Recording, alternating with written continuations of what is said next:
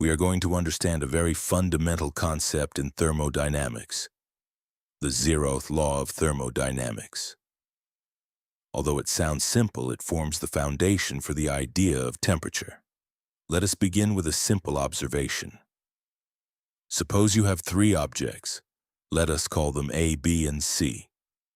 Now, if object A is in thermal equilibrium with object C and object B is also in thermal equilibrium with object C, then what can we conclude?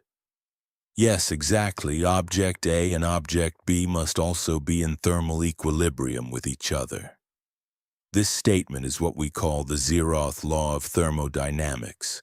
In formal terms, it states, if two systems are each in thermal equilibrium with a third system, then they are in thermal equilibrium with each other.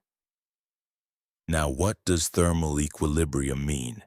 It simply means that there is no heat flow between the systems when they are brought into contact.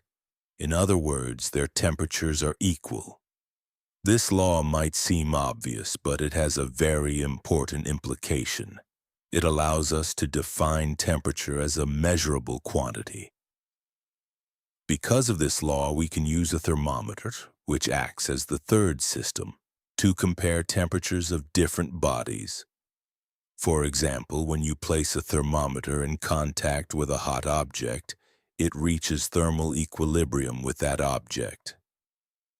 The reading you see on the thermometer gives the temperature of the object. If two objects give the same thermometer reading, we can say they have the same temperature. That is why this law is called the Zeroth law.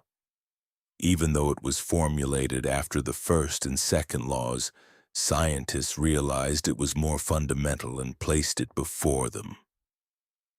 To summarize, the Zeroth law establishes the concept of temperature and provides the basis for all temperature measurements. Thank you.